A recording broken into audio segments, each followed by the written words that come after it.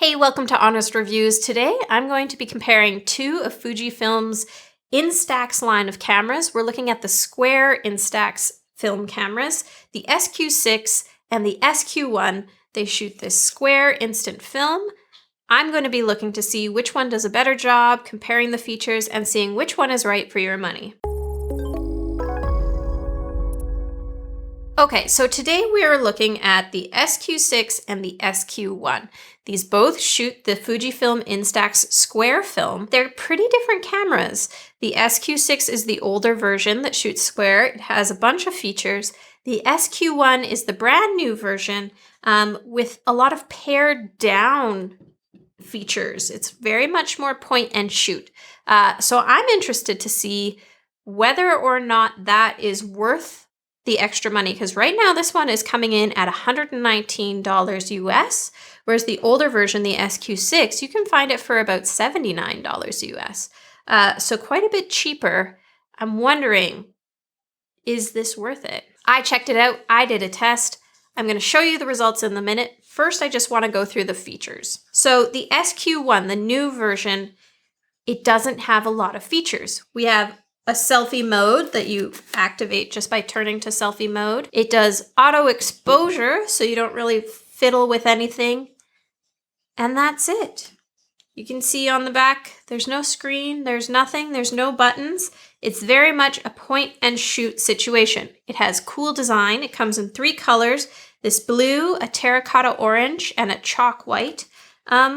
And that's kind of it. That's the SQ1. The SQ6, the older version, it has a lot more features. It comes in a bunch of different colors. There's a blush, gold, gray, red, white, blue, Taylor Swift. And then on the back here, you can see it has a ton of different modes.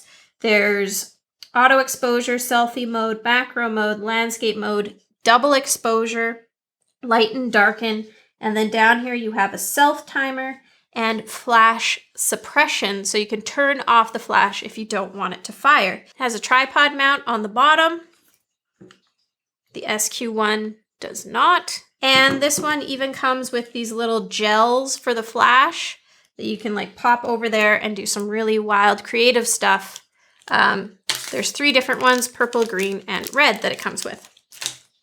So there's a lot more creative function in this camera for less money. What I'm really interested to see is if the SQ1 does a better job of just taking a photo, because that's what it's meant to do. It's meant to just point and shoot. So I tested two different situations. I did an indoor and a shade shot, and here are my results. So we have the SQ1 over here and the SQ6 over here.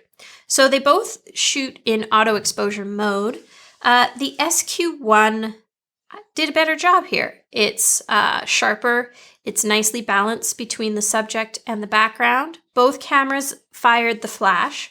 The SQ6 is a little blurry. It had some like camera shake problems. Hard to say whether that was like because, the camera just shook when you took the photo, but these were taken in pretty much the same situation. So I definitely give this point to the SQ1. The SQ6 is not too far behind. It still nicely balanced the whole photo. And then I did a test outdoors in the shade, which is one of my favorite types of lighting for portraits. So I'm always interested to see how these cameras stack up for that. And here again, I think the SQ1 has the edge. It's bright, but it's not as overexposed. The SQ6 definitely overexposed this one. But here is kind of the interesting thing, because this exposure from the SQ1 is the only exposure I can get. If I don't like it, I can't change it. It's entirely up to the camera. With the SQ6, I could turn the flash off because both cameras fired the flash in this situation. With the SQ6, I could turn the flash off, which would really help get that exposure down and also kind of capture more of the natural light. I can't turn the flash off with the SQ1 even if I want to. So that's interesting. So this is kind of tough to say. Do I think the SQ1 does a better job with just pointing and shooting? Yeah, it did nice shots. I'm pretty impressed with that. But there's no option for me to change the exposure even if I want to. And in that sense, I struggle with this camera because it is not cheap. It's $119 US, and in the Instax line, that's pretty up there. For a whole lot less, $79 US, I could grab this camera. I could have all of those creative modes. I love double exposures with instant film, and so this has that. And I could also darken that shot. I could turn off the flash. I have a lot more options in this one to get that shot exactly what I want it to be and to have more control. And at this price point, I think I would want more control. So for me, if I didn't have an Instax Square camera and I was about to buy one, I would definitely be going for the SQ6. If I already had the SQ6, I would not be upgrading to the SQ1. I think visually it's very, very cool, but when I'm shooting with Square film in particular is more expensive than mini film, I really want to know that I have control to get that shot exactly the way I want it. And without enough control on the SQ1, I just wouldn't pick it.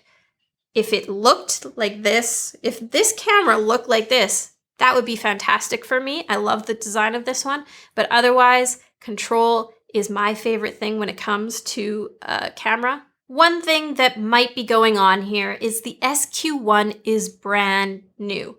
And maybe that's why we're seeing that higher price point that it's coming out at. When the SQ6 first came out, it was definitely a higher price. So maybe what we're going to see here is that as this camera kind of ages a little bit, there will be some discounts to the price. It will come down to be a similar price to the SQ6.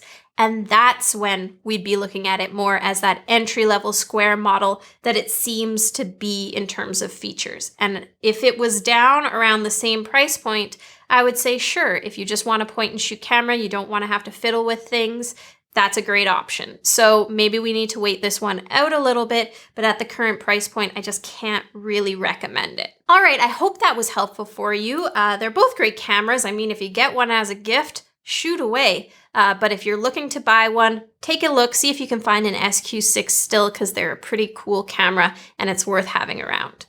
I hope you enjoyed this. Please give me a thumbs up if you did. Feel free to leave any comments if you have any questions about these cameras or different instant film cameras. We've got a bunch coming up for you, so subscribe for a ton more fun videos. Thanks so much for watching, and I'll see you in the next one.